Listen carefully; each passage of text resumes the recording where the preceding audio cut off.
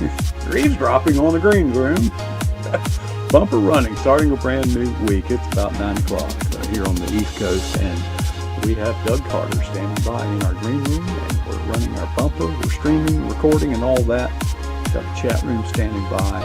Let's start a countdown to Studio 13, starting now.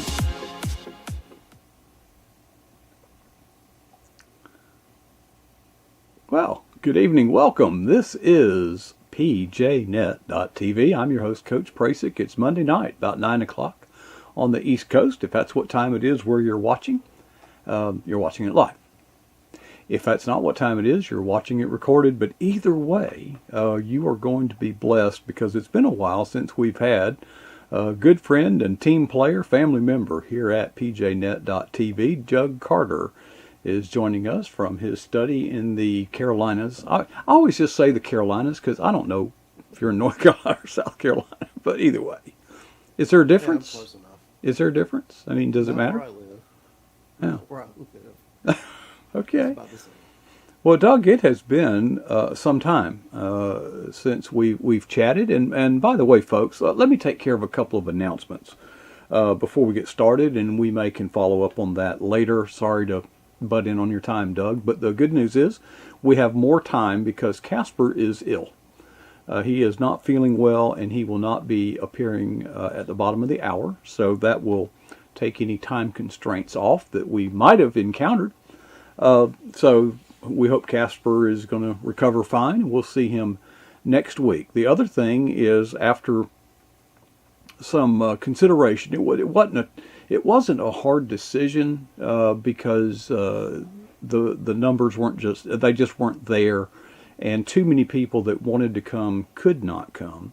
We have decided to cancel the event that was scheduled for the 15th. Now, if you have bought a ticket, fear not, we can refund your money, and we'll start implementing that this week. So no one's going to be out anything. I have contacted, we had a long list of speakers, and I think the whole thing was, well, I'm taking up too much time. We may talk more about that later. Here's what we're going to do. We're planning on doing some smaller events, and instead of everybody coming to PJNet come to them. Smaller, more intimate, so to speak, and not sure exactly what form that'll take, but it won't be 7 speakers. It will be probably 1 speaker at the most, but we want to give the family a chance to get together and interact with one another. I don't want to make it just fellowship. We want to have a purpose in addition to that. But anyway, okay, Doug, the announcements are out of the way. You have something on your heart. I know I saw your promo ad, your teaser or whatever.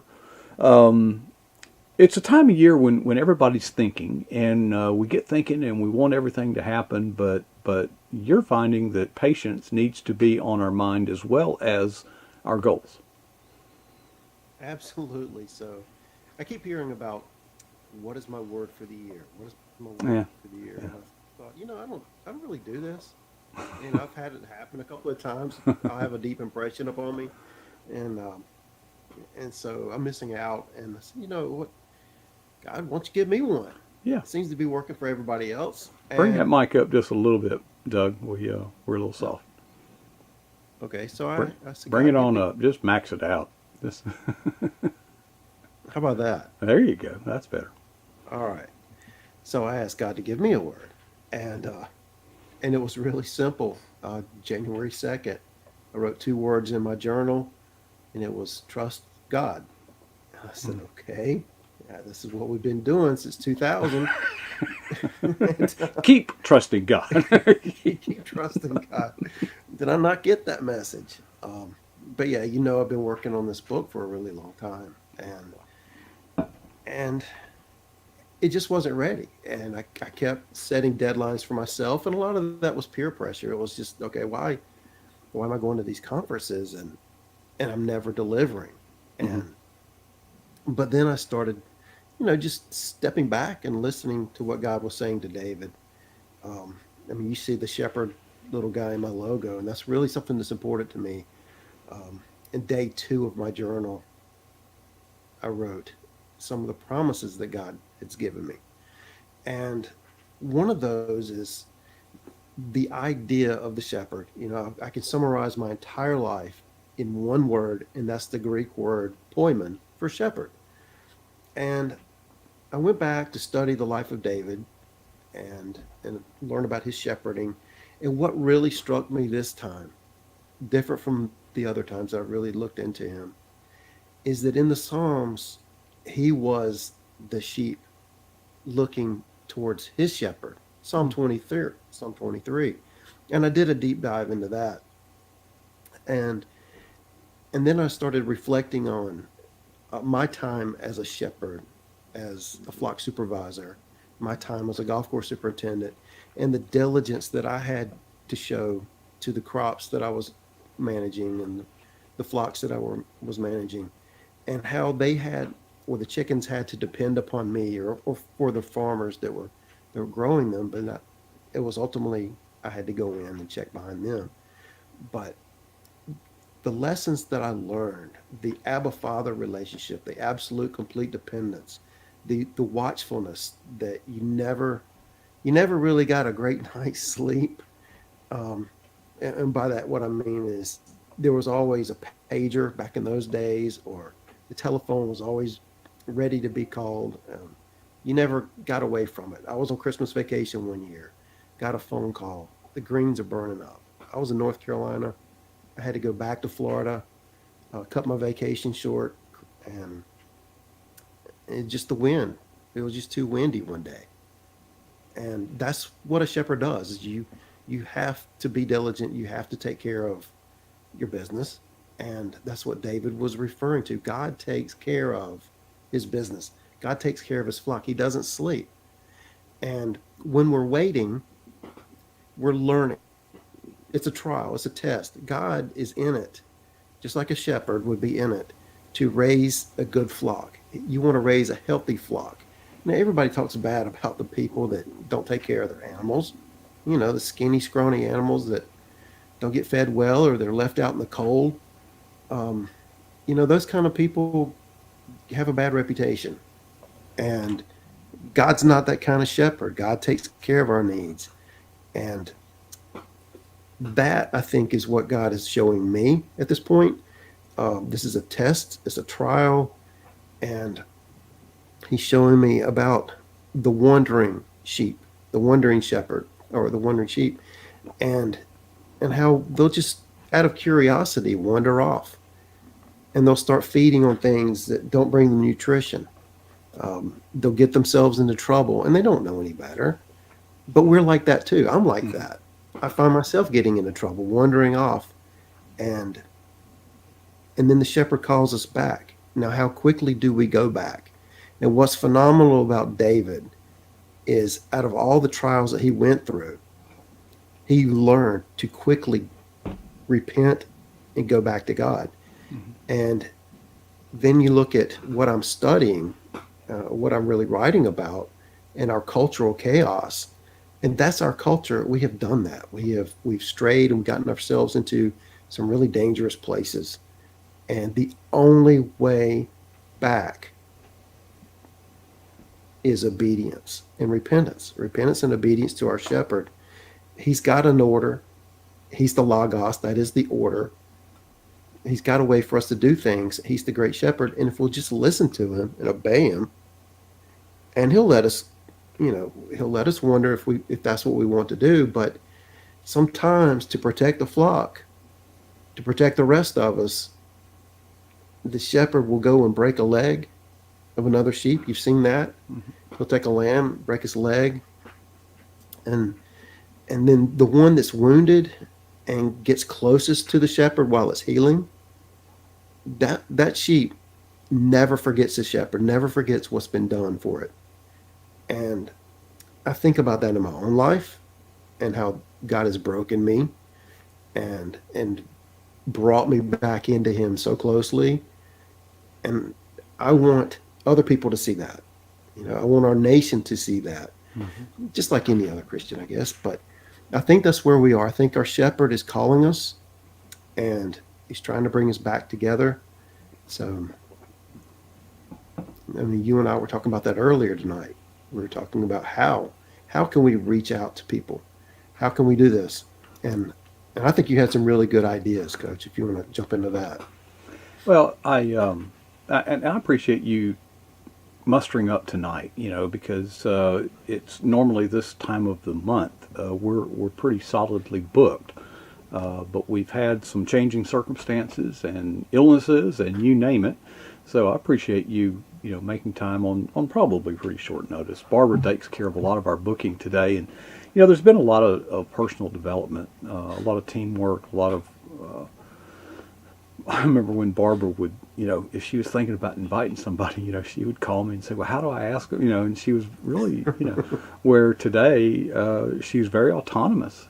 She knows, what to do, and she just does things. And I think we need to develop more teamwork, and I would like to grow. So if you don't mind, and this isn't just Doug and I, this is for all of us in the PJNet family. We need to team up. We need to work in concert with one another. And the idea that of having this event was one to do the we've always talked about having a family reunion type thing, and we have had a few occasions to get together, but it's usually in the context of we were all at or many of us were at a writers conference, and we would just kind of huddle up somewhere. But that's so we wanted to have a time just for us. So I thought that'd be a good idea. I also thought it would be a good idea to build the team. Say here's some calls to action. What can we do together? And lay out a plan, call a play, so to speak. It doesn't do any good to huddle. You got to call a play in that huddle. And lastly, I thought, well, maybe this would be an opportunity to do a fundraiser, because we do not do any fundraising on air or things like that. So here's some ideas. Smaller, instead of saying y'all come to where PJNet is, how about PJNet comes to where you are? And puts together an event, and let's talk about 12 people. Now it could be more than that. It's not limited to that, but if we could only get 12 people to devote a Saturday, I could travel on Friday, and perhaps bring a speaker in from nearby. But there needs to be more of a purpose than fellowship. So what are some of the things, since so many are writers, what are some of the things that you all yearn for? What are some of the things you feel there's a deficit in? So I'll just kind of turn it over to you, Doug. What are some of the things in your own life, as well as those that you interact with in the writing profession? What are some of the things that are slowing you down, holding you back, or challenging you in some way? And let's try to figure out a strategy of mitigating those problems. So one of the obvious things that really stands out to us is the idea of platform. As a writer, we go out and they tell us you've got to build a platform if you want to sell books. Well, we've got a message burning inside of us that's got to get out. Well, once we write it, then what? We'll trust God. Okay, so now what? Well, here's your opportunity. Here's where God has already established people and established a platform that we can come to, connect with one another, and grow and get our message out. I love the idea that people have of, I've got a platform and I'll share it with you and I'll lift you up, and then we'll just connect. We'll collaborate, like an ecosystem.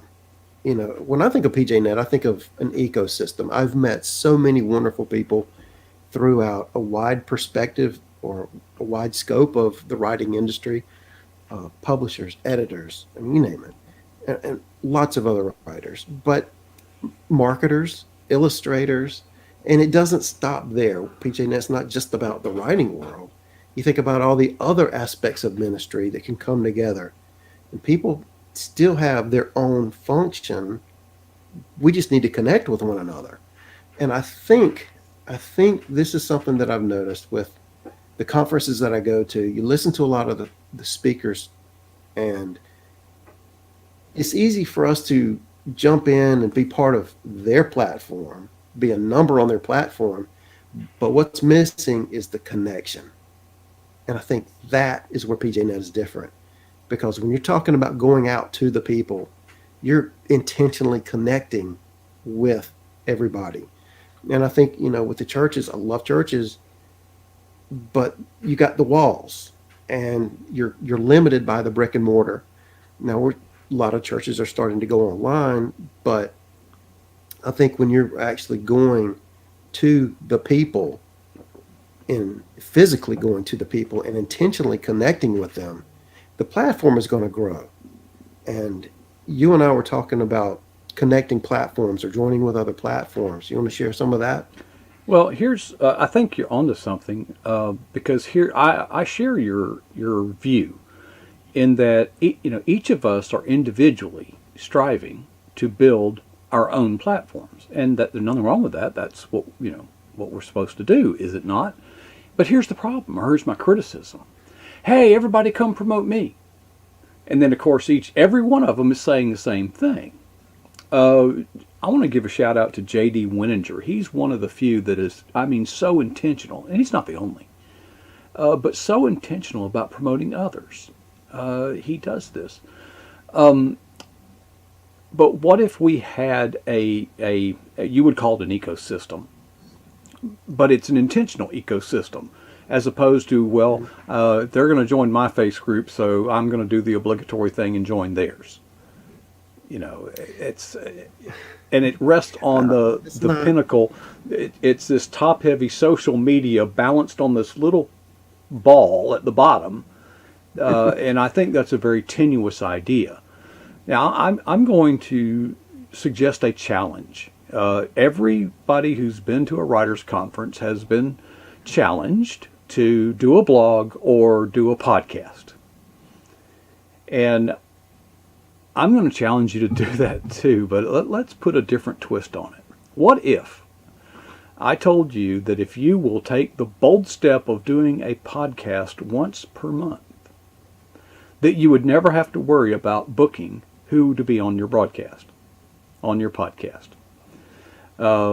Because we're always getting somebody. Wouldn't it be great if when Barbara, more than me, contact somebody to appear on PJNet, say, but we've got an affiliate network of 10 other podcasts we would like you to be on, so you'll be on for the next 10 weeks somewhere. I think that would be a really good offer to make to them. And I think it would be an excellent way to push and if you just interview people, the one thing I try to kind of stay out of the thing, but I'm always here. Someone else is always there, but you know what? I'm always here. So if you did something similar, okay, and it can be done on Zoom, it doesn't have to be with all these bells and whistles. But if you want these to be with your bells and whistles, I challenge myself is I'll make our studios available to you. You want to use our studio to do your own show? You want to do that? I'll help you do that. So you got no excuses other than you're afraid. Yeah. You know what? And what you're talking about is really scaling someone up, and where social media is we're limited. And I'll tell you, I've joined a lot of different groups from other writers, but I never see their content. And I think the algorithms are in play here. And maybe, I don't know, we've got to figure out a way around the algorithms. You know what YouTube has done, and what they're doing with other platforms. And if the world is going to scale back our message, that's not what God intended. That's not what Jesus was telling us to do. And if Jesus is sending us out to the world, he will enable us to reach the world, despite the world's attempt to keep us from doing that. And I think what we're talking about here is being very intentional and scaling in such a way that we're exponentially growing someone's audience. And I think this is a great thing. I'm excited about it, very excited about it. And thank you for doing this. Well, I think that, if we will push ourselves a little bit, imagine asking yourself the question, what if Facebook didn't exist? What if you got kicked off of Facebook? What if you got kicked off of Twitter, YouTube, going down the line of the big, okay. Where would that leave us? Well, I submit to you that the day's coming when we will get kicked off of Facebook, Twitter, YouTube. When I say we, I mean each one of us, not just, it's just a matter of time. And we are too reliant on these people who are not in the kingdom camp. We're too reliant on these people who are not in the kingdom camp. Okay? Random idea. Our YouTube channel, as most, is basically going thud. Well, why? Is it because we don't have subscribers? No, we actually have, not a lot, but we certainly have enough subscribers to warrant more than 2 views. Okay? So I've got this theory that one reason that it's not doing it, we're not getting anything out of it because we're not putting anything into it. All right, so what can you do to put into it?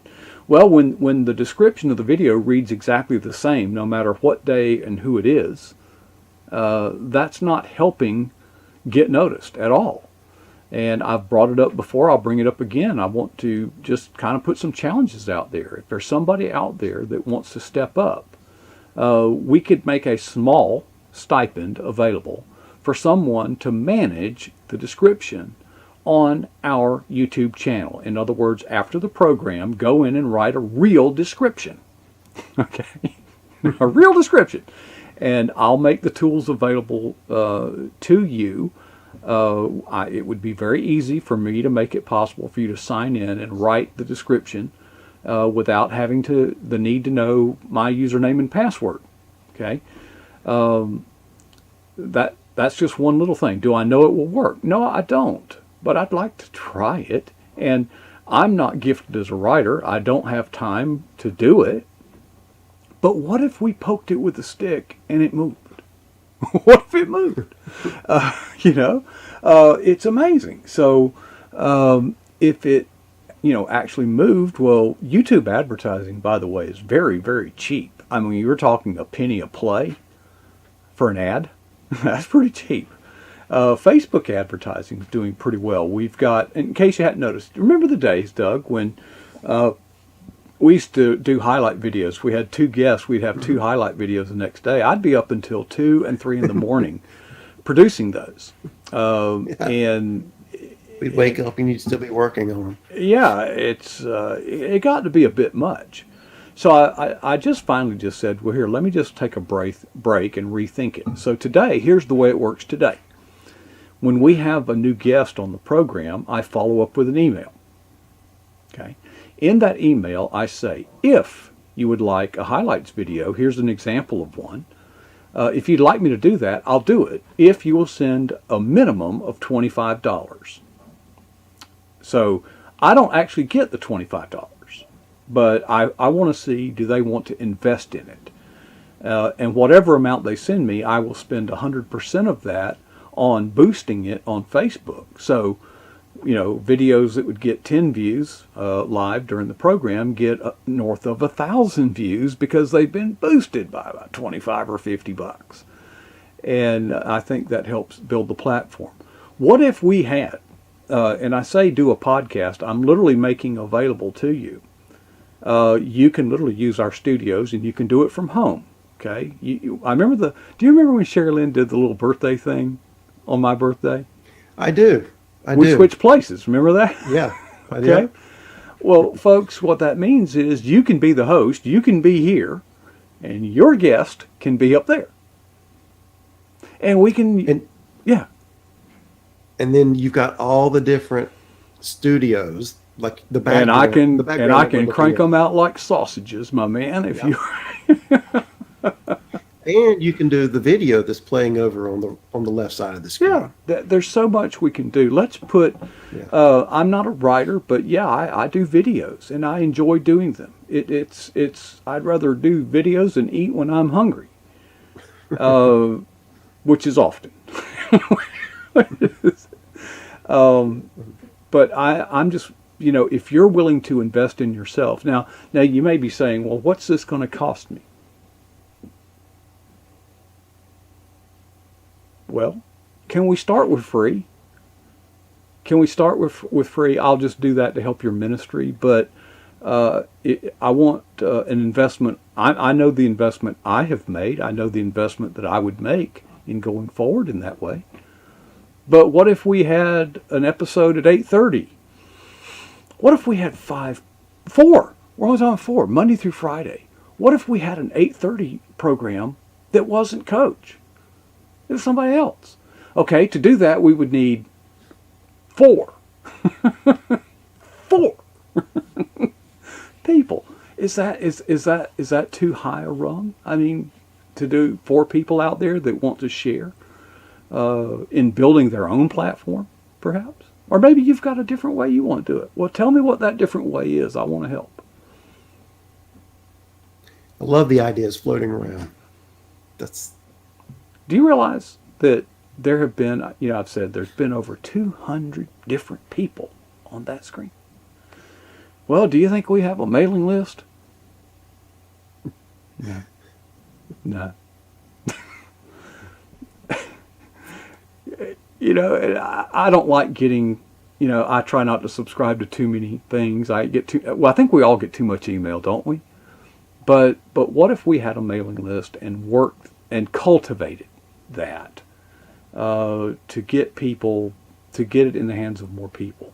What about some of the one-time guests that have never been back?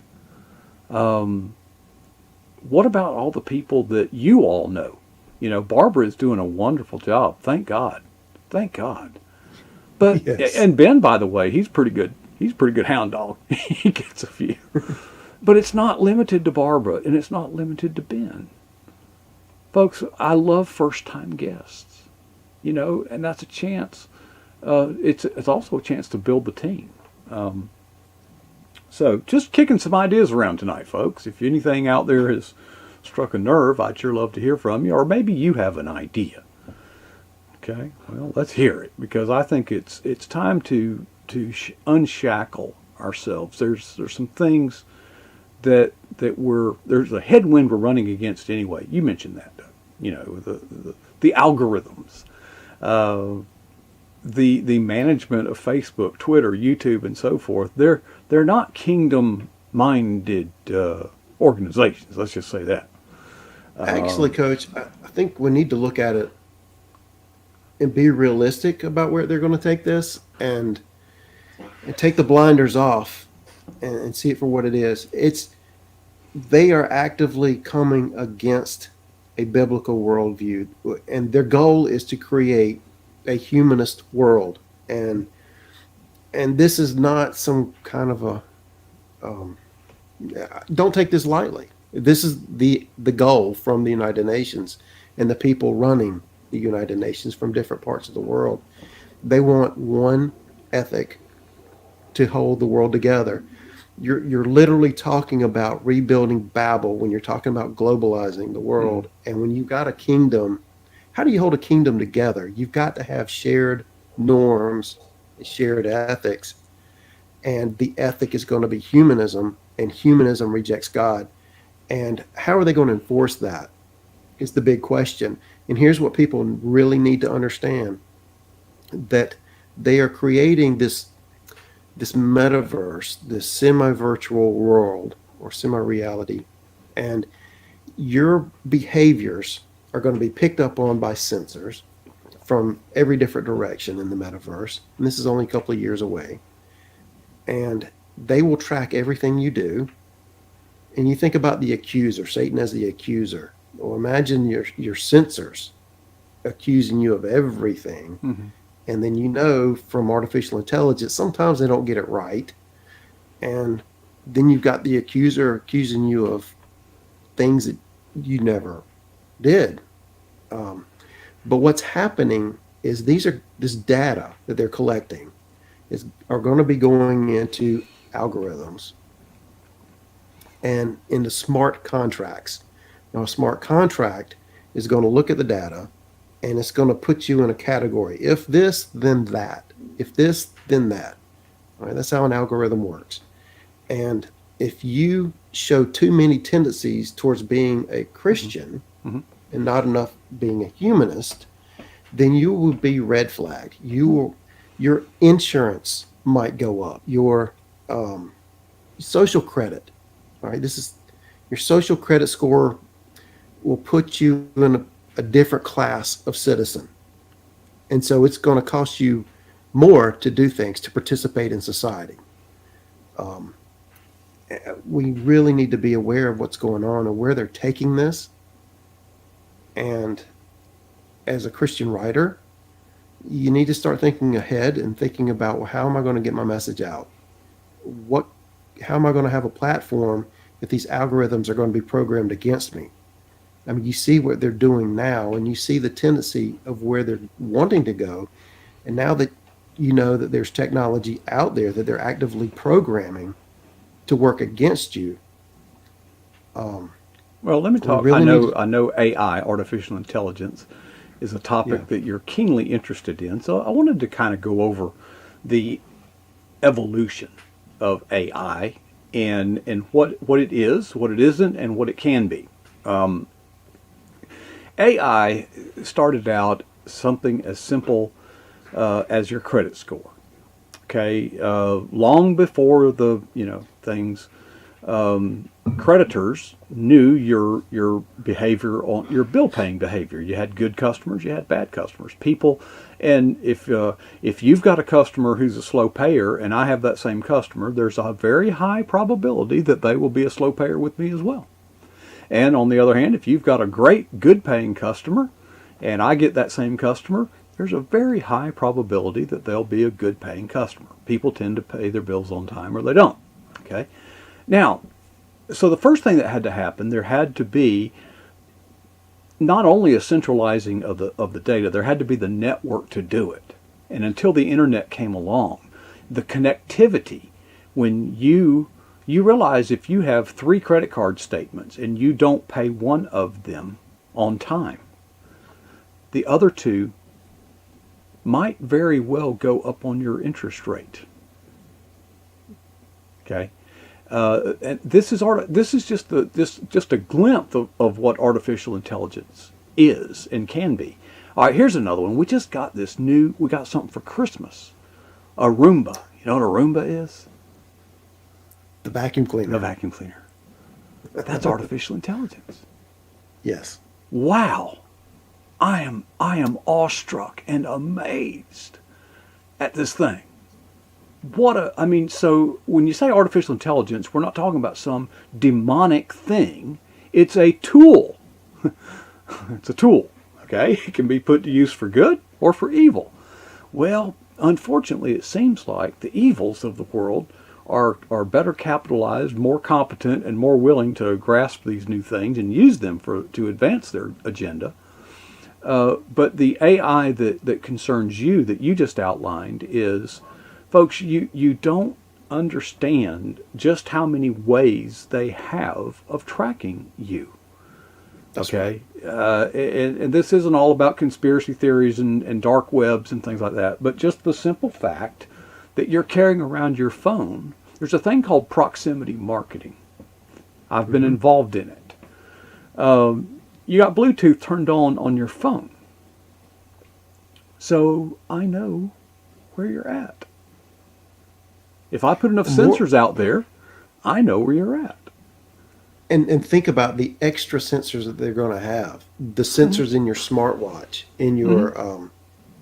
Yeah. your wearable sensors. So elderly people need to be tracked. Their children need to take care of them, right? You want to know where your parents are, especially if they've got Alzheimer's. You don't want them wandering out of the house. Geofencing, location. Geofencing, there you go. There are many benefits. There are many benefits Sure. to it. And that's where people are going to be deceived. Right, and That's you where they're going get to fall for it. right. But what if even the well-intentioned data gets compromised, and now all of a sudden, I mean, people they make purchases and sign up for things saying, well, we won't sell your information. Well, okay, maybe they rent it, maybe they give it away, or No, no, maybe no. it gets hacked. Here's what they're doing. There's a company in Japan called Jasmine, and they're building a secure data locker. And I think when the World Economic Forum was scheduled to meet in January. I think they canceled that. But one of the big things this year, you'll start to hear more about with this blockchain technology and the fourth industrial revolution, is the security aspect. Mhm. Because when you're talking about all these things in your house being connected to the internet, you're talking about IoT, or the Internet of Things, Mhm. where your your phone is connecting to your Nest The to remote change the control on your television. correct. And you're going to be able to open the door locks in your house with your phone, or share your car, the keys to your car, through your phone. Um, and when you're doing all these things and everything's connected, you got all these extra data points. Now that's not that bad, you think, but what's really scary is that when they start tracking where you're going and who you're interacting with, Hmm. and if you're interacting in close proximity, Hmm. quite often Hmm. with someone that they deem is not following the desired norms of society, well, you're going to lose points. You're going to lose. And if you're showing up at your church, well, that's not going along with the desired norms of humanism. So that could go against you. And if your business, if you don't have enough green technology, or Hmm. if you're not getting enough carbon credits, or if you're not a green company, so to speak, then you're going to be shuffled down in the algorithms, so that when you go to advertise your business, Hmm. they're not going to promote you. Hmm. You're not sustainable. So, I mean, think about Christian books, Christian marketing. You think they want to put Christian books at the top of the list? No, they're censoring that. So, how are we going to overcome this stuff? Well, it's yeah, like I said, there are many benefits to AI. It's not something that just the appearance of the phrase needs to necessarily scare us, but the potential for doing harm is equal to that of doing good.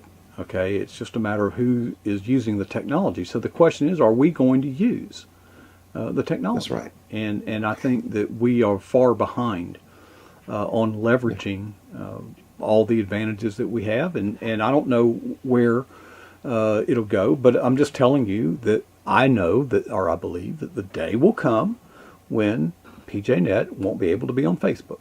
We won't be able to be on YouTube, and we already aren't able to be on Twitter, although we have found some ways around that. But how clever can we be, and how dependent should we be on other platforms? We need to develop our own platform. Just because you have a big platform on Facebook doesn't mean you own that platform. You can grow Yeah, your we need to. platform, and Facebook can take it away without reason, to be honest. And here's the thing, Coach. When they're talking about coming together with shared norms globally, they're talking about being of one mind. Okay? Jesus taught that we should be of one mind. He prayed to God the Father that we would be of one mind, just as He and the Father were of one mind. Well, if He's going to pray to the God, if He's praying to God for us to be of one mind, don't you think that He's going to enable us to do that despite Hmm. the odds that are stacking against us? Well, let me give you an example of a literal revolution that took place when I was in college. The long-standing leader of Iran, the Shah of Iran, who was very much a puppet for the United States and Western culture in general, who was trying to westernize Iran with good intentions, but nonetheless he was very corrupt and very tyrannical and very unpopular with the people of Iran. Well, his rival, the Ayatollah Khomeini, the Shah had exiled him to London. So here's the Ayatollah Khomeini sitting in London. And you all remember the cassette tape. He would put his message on a cassette tape, and he would dispatch a small group of couriers, a dozen, 2 dozen, maybe just a handful of couriers, who would literally smuggle these tapes into Iran, into mosques. Okay, now I want you to think about that. Into a cell, a small network, okay? And each one in those, and they would then duplicate and distribute those cassette tapes and give them to the people and then it went out from there. Well, that's called networking. but it literally brought down a government almost overnight. And today, Iran is one of the bigger, in spite of their problems, they're always on the radar in world events, aren't they? Always, and not necessarily for good. Very seldom for good. But anyway, so how can we learn from that? Okay, so I'm thinking let's build little cells. I hate using that word because so often that's associated with terrorism, but you know what I'm saying. Let's have a nucleus, okay, of people. Let's go there and cultivate that. Let's equip those people. Let's share our assets. Let's share our resources. Let's share our knowledge, and put it in the hand, and then let those people take it out. But it needs to be, for what purpose? Well, if the purpose is to buy my book, well, I don't have much hope, and I'm really not that interested. Although I wish you well, that can't be the purpose because that's not a unifying thing. What if the purpose was to share the gospel message? I mean, that is our purpose here, is to give others, who anybody willing to come up here, and just share what Christ is doing in your life. That is the purpose, to share the gospel. Okay, so scribes, if we lose Facebook, what have we got left? Well, maybe the printed word? Maybe? Really? Something that low tech? What if the printed word could become electronic? I think you really need to think about it this way. There needs to be technology. Let's definitely use that, but we need a backup plan. I think we need to keep using the printed word, because if they can control the technology, you still have to get it out there. And especially if they got artificial intelligence combing the internet and scrubbing it. Mm-hmm. Oh, by the way, artificial intelligence. Have you noticed, lately, I should say, that you're watching a video on social media and it'll say, captions are auto-generated. Yes. Well, how nice of them to do that. Why did they do that, Doug? There's a couple of reasons. Practically is for the people that are ostensibly okay. So for disability. Well, let me just get this part out. So if you've got learning disabilities and they want to have that. So if you can't hear, at least you can read what's going on the screen. We have to do all of our lessons at college. All of our videos have to be closed captioned for that reason. Now, if they've got those words going across the screen, the artificial intelligence can pick up on those and screen it. It can be now scanned electronically by artificial intelligence. Okay, so one of the what helped start PJNet, by the way, was the Benghazi incident. And one of the things that a resource that was used is to find out how often the networks would use Benghazi in their evening news broadcast. Well, all you got to do, folks, is scan the closed captions. Your computer can do that, So but how do you scan a book? maybe right. Track the credit card purchases. I don't know, but folks, if you're called to write, if God has a calling on your heart to write, well, I would like to help you do that in some way, provided that your purpose is to share the gospel message. And if we've got to break the bond, the shackles of social media. It's golden handcuffs. There are many benefits. Okay, we're basically getting a way to broadcast our message, whether you're telling about your book or your ministry or PJNet or whatever. But folks, it comes at a cost. And it puts us on a radar, and once you get on the radar, they're holding all the cards, we're holding none. So let's be prepared to network individually with each other. But we do have one card, and that is God is always working behind the scenes, and He is always in control. He is. But we've got that. But that doesn't take us off the hook. We don't lean on our shovel and pray for a hole. It doesn't. But we talk about this topic, and it's pretty heavy, and we kind of need to take a step back and breathe a minute. Despite the negativity that is coming against Christians, we still need to remember God finishes the entire Bible. The whole story finishes on a positive note. And God always leaves hope. Even Jeremiah, who went through times, God help us that we don't go through those times. But even in that story of Lamentations, there was hope at the end. And maybe we get crushed and trampled like grapes, but there's going to be hope. Maybe that doesn't happen. Maybe we wake up and do like David does and quickly repent, because that's what this is all about anyway. God will allow judgment to come upon a nation just to get our attention so that we will repent. Mm-hmm. How much further are we going to let it go? It's up to us how bad it gets. All we have to do is repent. Yeah, we can end this anytime. Yeah. God doesn't want any of us to be destroyed. He doesn't take any delight in that. He just wants us to be obedient and live in an abiding relationship with Him. It's that simple. That's what the Bible is all about, from beginning to end. Well, Doug, we've covered a lot of ground. Folks, there was no script tonight. We're just tossing some ideas around. And if you have an idea that you would like to entertain, I would like to entertain it too. If you would contact myself, you can contact Doug, you can contact Barbara, you can contact any of the PJNet family members. And you say, well, my idea is kind of crazy. Those are the kind I really like to listen to. Okay, because a lot of times, outside the box. Yeah, get outside the box. A lot of times when you do these exercises like that, it turns out that your original out of the box idea probably was stupid, but in the discussion, something worthwhile comes out of it that's practical and useful. And many things are very complex. They're hard to find, but a lot of the things that hold us back are just the basic, simple things that we're simply not doing.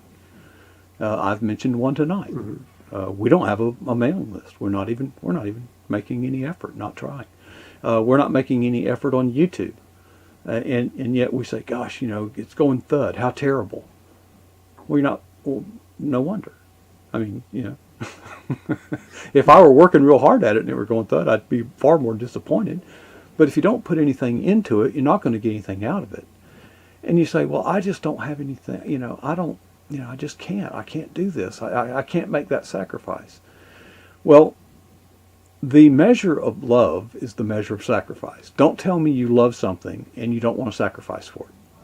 That's how you measure love, is sacrifice. And I have found that if you love something, you'll do anything for it. And I'm not talking about money. It includes money, yeah, but time. I mean, that's a much more precious asset than money.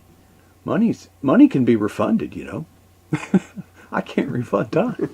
It can't be done.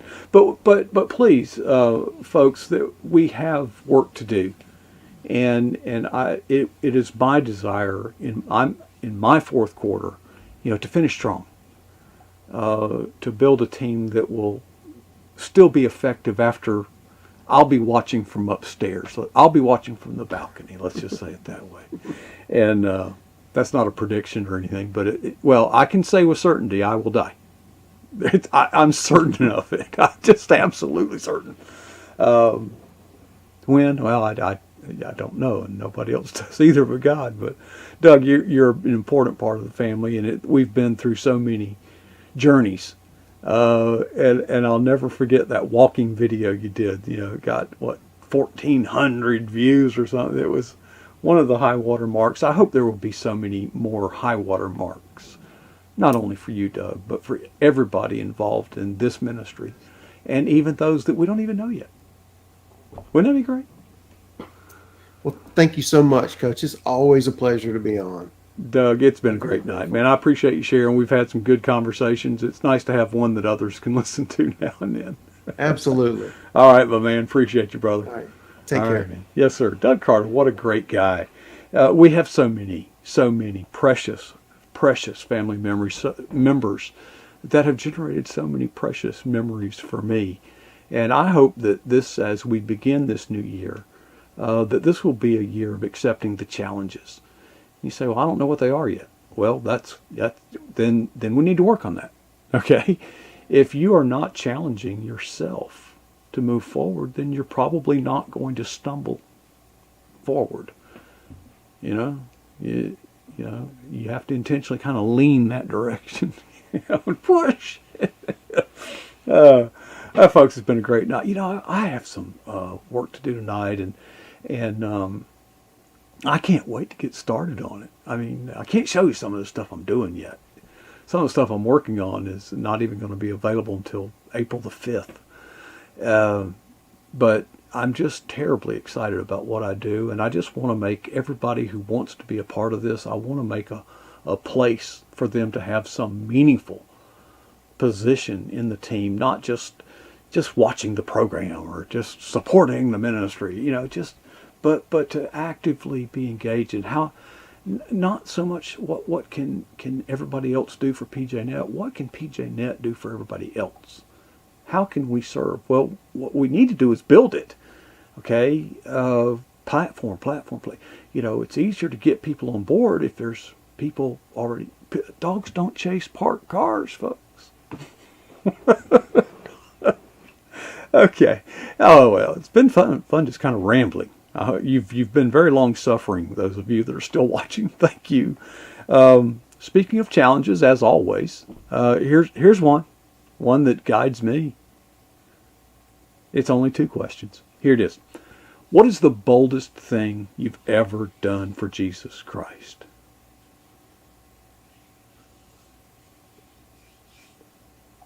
Okay, got it? Second question. When was it? Well, folks, I hope that 2022 will be when that was. And then later in 2022, I hope that'll be when that was. Whatever your answers are to those 2 questions, keep challenging yourself. Don't ever be satisfied with your answers.